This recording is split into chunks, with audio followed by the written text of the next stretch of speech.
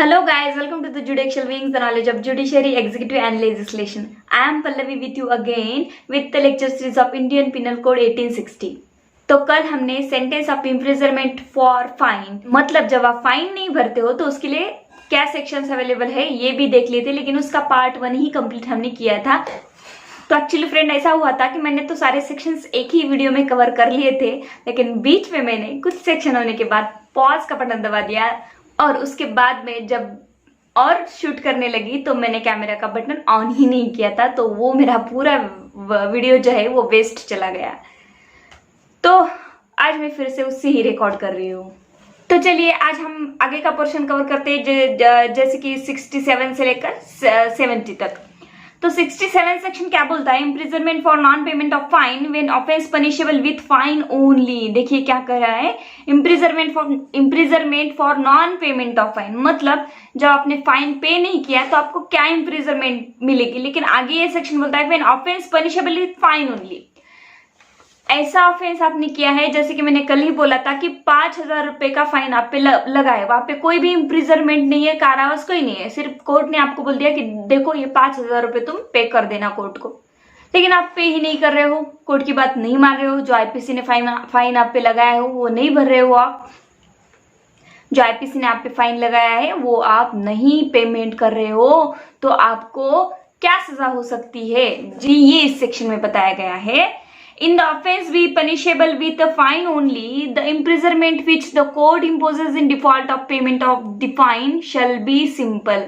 ये सेक्शन बोलता है जब भी आपको सिर्फ फाइन लगाया गया था और आपने वो सिर्फ फाइन भरा नहीं है और फिर फाइन ना भरने के लिए आपको अब जो पनिशमेंट मिलेगी वहां पे इम्प्रिजनमेंट जो मिलेगी आपको वो सिंपल ही रहेगी, और क्योंकि आप पे सिर्फ फाइन का चार्ज लगा था वो आपने नहीं पे किया, तो जब भी ओनली फाइन के लिए इम्प्रिजनमेंट मिलती है तो वो ऑलवेज सिंपल ही होती है। जैसे कि हमने कल पार्ट 1 में देखा था कि रिगरस भी हो सकती है, सिंपल भी हो सकती है। उसी ऑफेंसेस में जजेस के पास डिस्क्रिशन होता है सिंपल और रिगरस इम्प्रिजनमेंट का, जब वहां पे इम्प्रिजनमेंट ऑलरेडी पनिशमेंट अवेलेबल हो और आपको उस ऑफेंस के तहत इम्प्रिजनमेंट और फाइन, इम्प्रिजनमेंट एंड फाइन, ऐसे सेक्शंस में रिगरस और सिंपल में देखा जाएगा।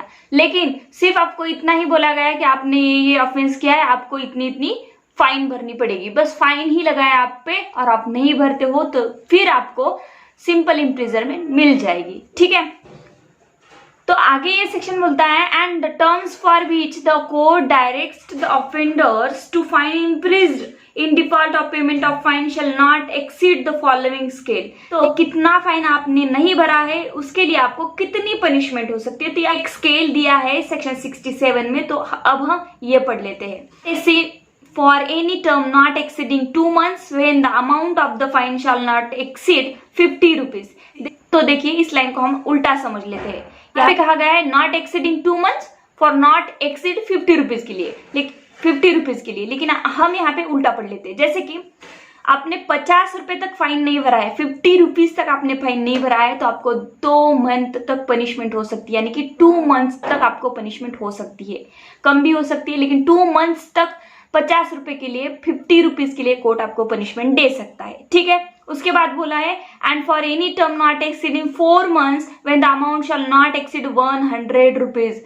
और आप 50 रुपए के ऊपर लेकिन 100 के अंदर फाइन नहीं भरते हो, 60 रुपये हो, 70 हो, 80 हो, 90 हो और 100 तक अगर आप पैसे कोर्ट में पेमेंट नहीं करते हो, नहीं भरते हो, जो कि आप पे फाइन लगाया गया है, तब आपको कितनी पनिशमेंट होगी, 4 months तक पनिशमेंट होगी एंड 4 महीने तक आपको पनिशमेंट वहां पे हो सकती है।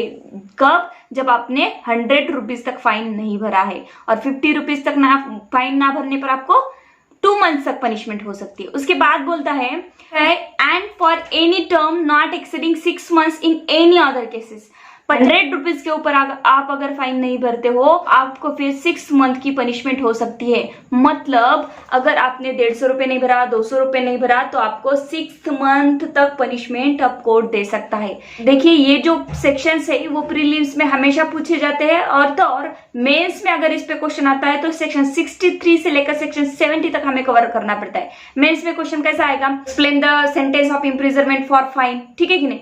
तो ऐसे अगर ऐसा क्वेश्चन आता है तो ये स्केल आपको हमेशा उसमें मेंशन करनी पड़ती है, लिखनी पड़ती है। इसलिए अच्छे से समझ लीजिएगा, अगर 50 रुपीज तक आप फाइन नहीं देते हो, फाइन नहीं भरते हो, तो आपको कितनी पनिशमेंट हो सकती है? 2 महीने की पनिशमेंट हो सकती है, 2 महीने तक पनिशमेंट हो सकती है। उसके बाद बोलता है 100 रुपीज तक आप फाइन नहीं देते हो तो आपको कितनी पनिशमेंट हो सकती है? 4 मंथ्स तक पनिशमेंट कोर्ट दे सकता है।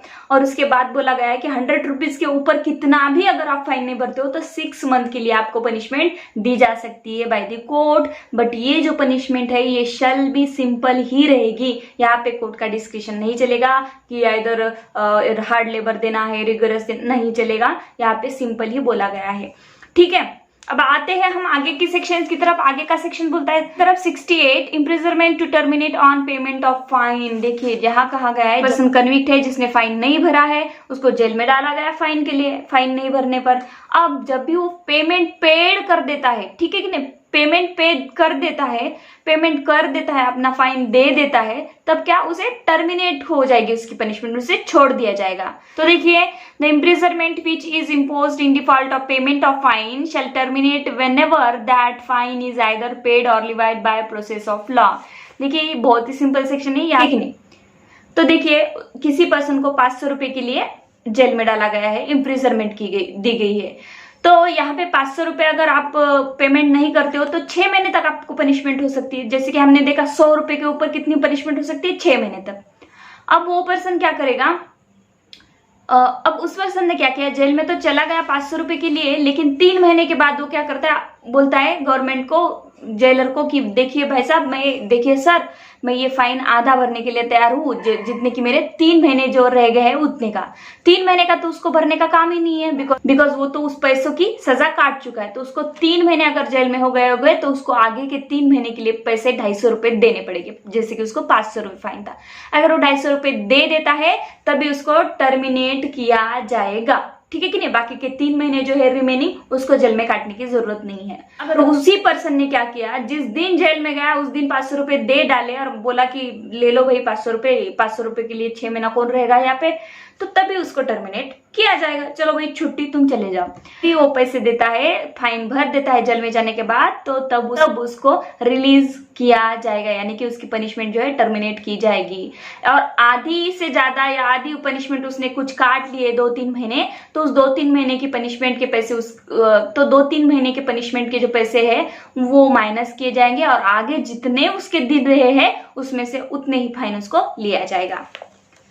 उसके आगे सेक्शन 69 बोलता है termination of imprisonment on payment of proportional part of a fine. देखिए यहाँ पे प्रोपोर्शनल पार्ट मतलब आधा हिस्सा में अगर पैसा देता है, जब भी पैसा देगा तब उसकी बाकी की पनिशमेंट खत्म हो जाएगी।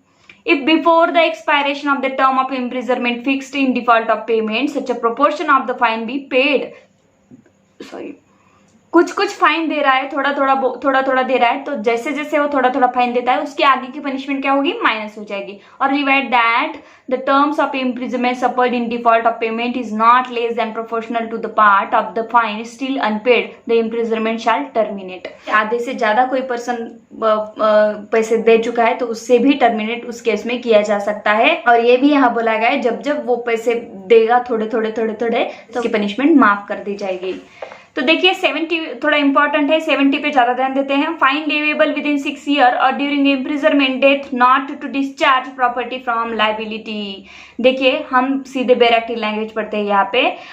The fine or any part thereof which remain unpaid may be levied at any time within 6 years after the passing of the sentence, and if under the sentence the offender be liable to imprisonment for longer period than 6 years, then at any time previous to the expiration of that period। देखिए यहाँ कहा गया है कोई भी person को, अगर किसी पर्सन को, मैं एग्जाम्पल के थ्रू आपको बताती हूँ, किसी पर्सन को 10 साल की इम्प्रिजनमेंट हो गई है, 10 साल वो जेल में चला गया है और उसको फाइन भी हुई थी, 10 साल प्लस 5,000 रुपए फाइन कोर्ट ने लगाया था। अब उसने क्या, अब गवर्नमेंट को क्या करना है, 10 साल पनिशमेंट तो है उसकी, लेकिन 6 साल के अंदर उससे फाइन कलेक्ट कर लेना है पूरा, ठीक है।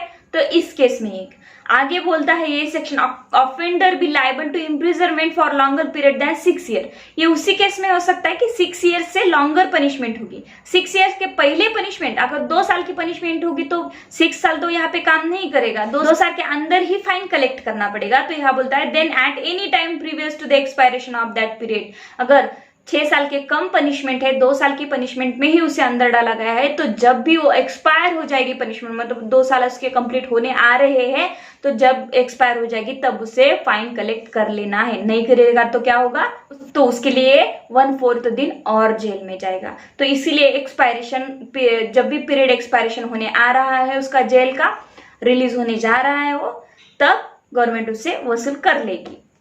Then at any time previous to the expiration of that period and the death of the offender does not discharge from the liability of any property which would after his death be legally liable for his death। देखिए यहाँ कहा गया है, लेकिन अगर 2 साल की punishment किसी को सुनाई गई है, 2 साल वो जेल में भी रहा, अब 2 साल की पनिशमेंट किसी को दी गई है, अवॉर्ड की गई है, बेचारा 1 साल रहता है, 1 साल के बाद मर जाता है, उसकी तो फाइन का कलेक्शन हुआ ही नहीं। अब फाइन किससे लिया जाए, तो फाइन की लाइबिलिटी से वो डिस्चार्ज नहीं होगा। यहाँ पे बोला गया है उसके प्रॉपर्टी से, उसके डेब्ट से फाइन वसूल किया जाएगा ही जाएगा। फाइन से उसको छुटकारा नहीं है मरने के बाद भी, ठीक है।